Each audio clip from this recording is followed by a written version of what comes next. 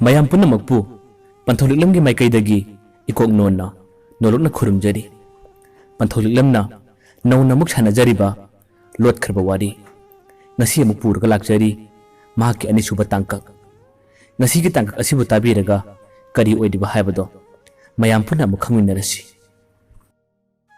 bembemna lesembada mahakna hoi haiduna khumkhre haiba matang aduda lesembana tapna mo hairae nangna pamadi khangnauda ado nipado kari lamdagino nakhoigi imanabinabu kadaidagini haige bembemna khumlai moigi mamanabado akhoigi thangnaba khunchidagini hai mayam kana lapa lamdi natte nupadusu fazana aidi masa khangdrida makhoinadi yamna phai yamna su gyan tai hai ado makhoina toina haimanbadagi hoyanadi haikhre mathangi lagliba nongmajing numitto makhoina unahan ngani hai ado numittu nangsu khara chalusiko bembemnu hayaduda lesembado tumin lei pakhum amata pide bembemna amuka hai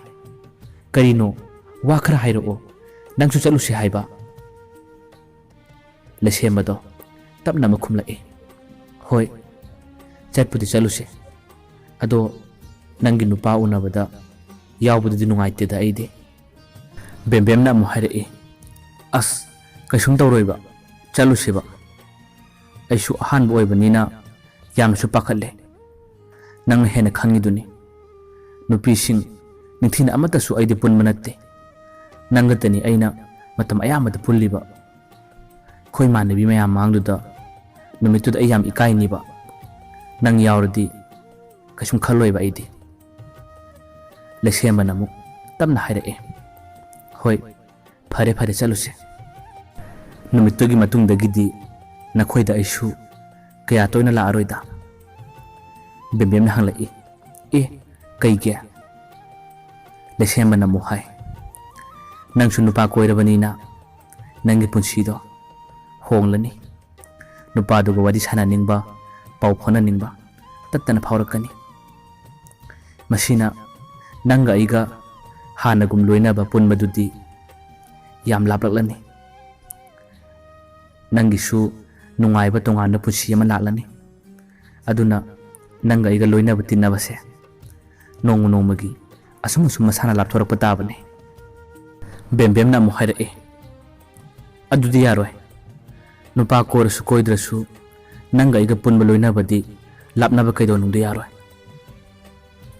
nangna karigumba aina nupa koi haiduna na ekhoida lakloidaba oiradi nupasu amata koiroi aidi nupa koidrasu yai nanga iga tinnaba nanga iga loinaba kainabadi aidi pamde se nang asengba hayoba na ekhoida lakadra laoidra bembemni matawaduda lesembado chawbasu ngamde waraubasu ngamde nuksibadi hena dum helai phongdok pakhak ngamjadabane phongdok tringai mahakti hojik min hankrabane lesembana tamna hairae phagi tawbanida nakhoida laktradi aidi kadaida leidoino nakhoidadi aigi pothafamne nangi manakta leijaraga nungaijabane aidi bembemna nokphet torga hairae to aduneba nangna hek aikhoida laktradi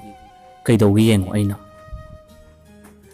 ado tale semba nangsu nupi ama khangnaudana nupi ama sembigeba aigi imanabi mabuk mapau yamna phabi masak matau phajabi nangna hek pamjagadaba nupi do sembigeba ai nangsu nupi ama khangnau ko adu waradi nanga ika chap manare nangsu nupi ama khangnare aduga aisu nupa ama khangnare nang yaw ko akhoi imanabi ama ai hadak sembirakeba leseman hairae nangidum adum khangnauda sembinu yani aigidi nupi khangnaba talida aide bembemna hairae asyani ba nangsu khangnauba sembirake ko Matau asumna bembem amadi lesemba wari kaya ama sanare. Nongmajung numitusu yorakli. Bembemgi nupa masa khangna basat pinumito. Lesemba di panakan yaujaro ito jabane. Bembem na yadabadagi mahaksu yaure. Mahak tikhara lapna lehawe. Bembemga mamanabi singaduga nupa duga wari watai sanakiba. Lesemba do lapna lejarabasu wakhandi nungaiba natte. Thamoinumdadi lona lona kapjari. Phongdok pangamdaba pangdaba nangdi waraga lenjau haidunasu matomtasu masana tainajari. Matau asumnasu numit kharanisu haukre. Bembemna hairambagi matungina mahangnasu mahakki ta lesembagini haiduna nupi amamuk semlae. Lesembadi phanakana yajadabane. Bembemna ngarang takpadagi lesembaga khangnanabani haiduna mobile number dusu lesembada pirakle. Lesembagi number adusu nupi du pikre. Nasidi bembemna kanna honaduna lesembado nauna nupi amagasu wari sanahalle. Lesemba wari sanarabasu wari sanariba nupi eduda puning lupna wari sanakibadi taude. Mahangna nupi duga wari sanaba matamdasu nusibagi wari amata phauba nupi duda pankide haisu haikide. Marup amagi mataugum makhoi ani wari asum sanai. Bembem di ngasidi nupa koina ba haukibadagi mahaki wakhal phanayamna honge. Lesemana makhoi chapta matam ayambada hanadi makhoi ani phagi tawraga pulamba loinaramba kayado ngasidi bembem mahaka khangnariba nupa aduga phone da wari sanaba nokminnaba yamna toina lesembana ui. Lesembado haidokpadi ngamjada thamoinungdadi yamna chaknadi lenjaki. Bembemna college chapta matamdasu mahaka khangnariba nupa aduga wari sanai. Yumda halakka matamdasu mahakna lesembada asumna pau tamme.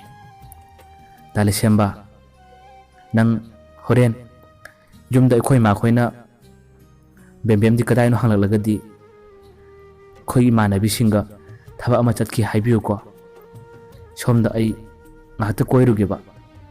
Asumna bembemna lesembada pau kaya hairamlaga bembemdo college chapta matamdasu mahaki nusinaba nupa duga koibu chatminaba kaya amasu yawe. Lesembado matam khudingmakta bembemgi wakhan tani khalliba mahaki wakhan khallaga lona lona adum kaptana leli. Somdasu bembemna wari sanahanduna lesembaga pau phonaribi likla. Lesembagi mawang matau kaya aduda mahak yamna nungairamde. Message tharabasu thaningbagum thaningdabagum tauba wari sarabasu hektamak thabak leibagi mawangda kuinsu sanaba phangdaba. Wari sanari me haibadu mangai. Pakhang lesabini haiduna koinabagi nusinabagi wari sanabasu natte. Chumna asum wari amani sanai. Liklana khalle. Ta lesembaga aiga hojik leidiba marisi karino. Maga aiga koinabasu natte. Wari sanai pau phonai di hai. Mahaki mawang matau asi karino haiduna liklado wakhan kaya tattana khalle. Mahangna nongmadi mamanabi bembemda asumna tamme. Bembem nangna khangnau haiduna pirakpu nupado madi nongmata phauba ingonda nuksisu haide. Wari sanarabasu saningbagum saningdabagum hektamak tawe. Masibu kamain tawba mino makokka chakpra haiduna liklana bembemda hangi. Bembemna phajana khumme kaisum tawdabani he nupi kaya koidabagi wari saba haitaba oiramgani.